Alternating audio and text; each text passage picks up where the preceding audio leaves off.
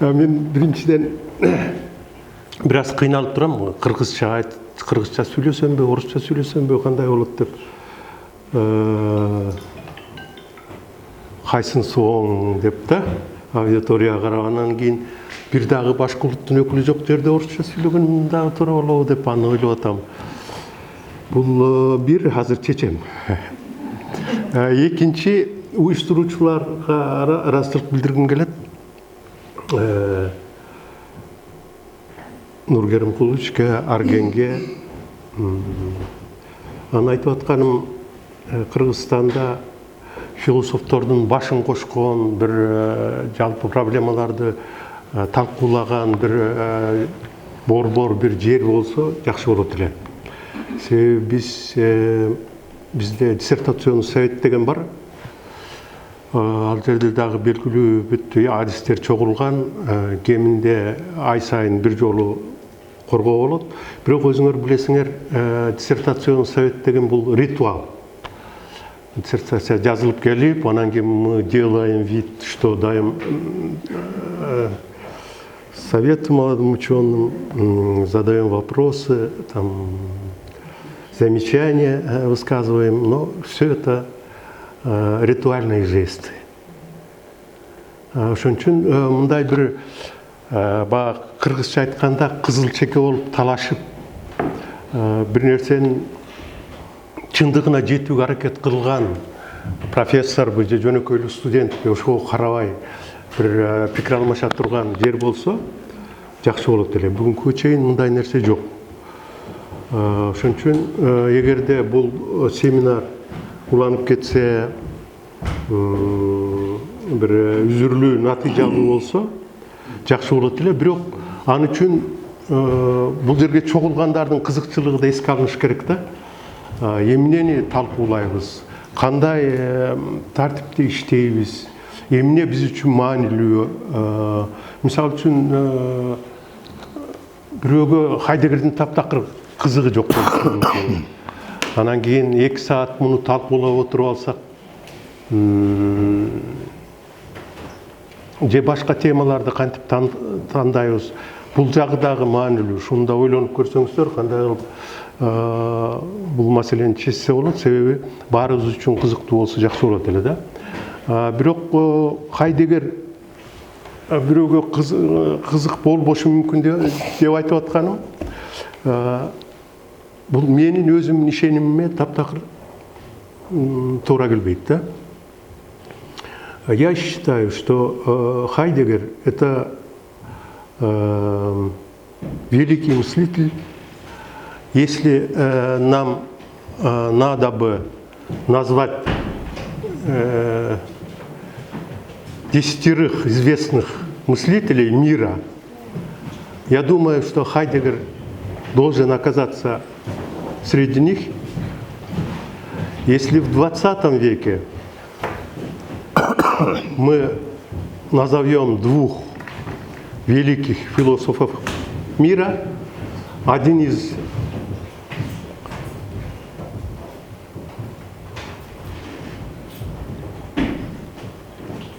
двух должен быть Хайдеггер. Если меня попросят определить единственного великого мыслителя 20 века, я бы сказал, это Мартин Хайдеггер. Мартин Хайдеггер. Но поскольку для нашего семинара Арген попросил мне рассказать о новой книге, о новом издании Хайдеггера, я попытаюсь в нескольких словах определить значение, значимость этой работы, место данной работы. Работа называется «К философии» в скобках «О событии». О событии. Что за работа? Специалисты считают, что она является вторым великим произведением Хайдеггера после произведения «Бытие и время», о котором сегодня нам с точки зрения проблем времени рассказал Нур Каримкулович. «Бытие и время». Это действительно великие произведения Хайдеггера. Может, с моей точки зрения, я ставлю выше ее, чем вот данная работа. Но данная работа тоже имеет свое большое значение. В каком плане? Первый набросок, первый план этой работы был подготовлен Хайдеггером в 1932 году, но в полном таком виде эта работа завершена в 1938 году, это написано 1934-1938 годы, но не опубликована при жизни Хайдеггера. Хайдеггер умер в 1976 году, а в составе собрания сочинений данная работа опубликована в 1989 году. Где-то после написания, получается, прошло 50 лет. Это тоже интересный факт, почему Хайдеггер, сам завершив эту работу, сам отредактировал, сам дал добро для публикации, но завещал, что после смерти опубликовать.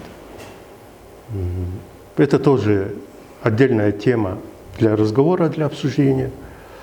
Итак, к философии о событии. О событии. В журнальном варианте называется по-другому «Вклады в философию». «Вклады в философию» в скобках «от события». От события. Что соответствует названию оригинала.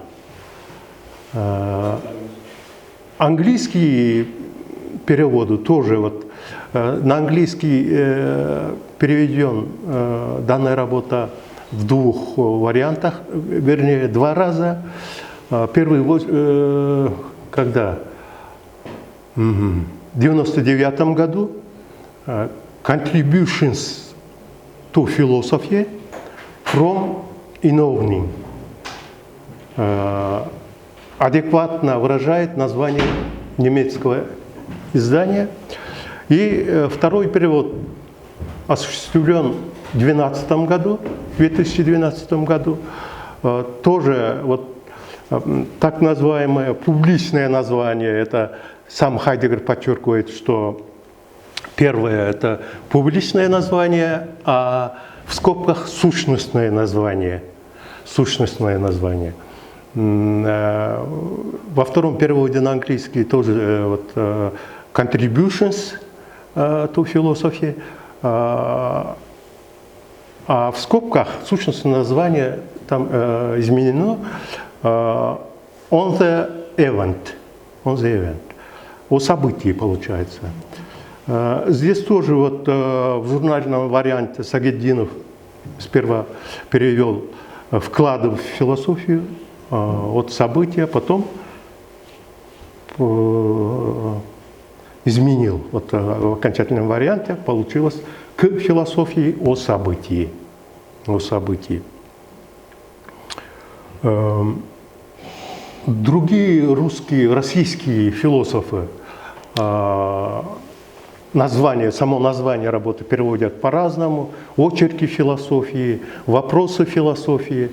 Но главное, сущностное название, оно остается о событии. Событие. Здесь бытие понимается как событие.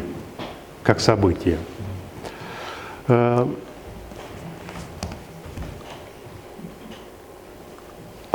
Знаете, вот начну, подчеркивая место этой работы Хайдеггера в философии XX века, вот с такого историко-философского обстоятельства. Хайдеггер считает, что имеется два начала. Первое начало и другое начало. другое начало. Первое начало – это древнегреческое. Представителями первого начала являются с точки зрения Хайдеггера Парменид, Гераклит и Анаксимандр. Потом с Сократа Платона начинается как бы отход от правильного понимания сути философии. Дело в том, что у Платона идея как бытия, идея, понятие, которое выражает понятие бытия, оно выступает как сущее. И это оценивается как уход, отклонение от правильного понимания проблемы бытия, вопроса о бытии. И с точки зрения Хайдеггера, с Сократа до Ницше, а Ницше – это последний представитель первого начала, реализации первого начала, этот период называется Хайдеггером метафизикой. И теперь, говорит, нам предстоит другое начало, где все понятия совершенно по-другому понимаются. Сущность философии, сущность человека, сущность времени, все понятия. Но осуществление другого начала, реальная реализация этого начала тоже занимает такой длительный период. И вроде с точки зрения Хайдеггера, вот то время, в котором он жил, определяется как переходный период от первого начала к другому началу. И здесь бытие понимается как событие, регнис. В этом понятии Хайдеггер сам считал, что как Дазайн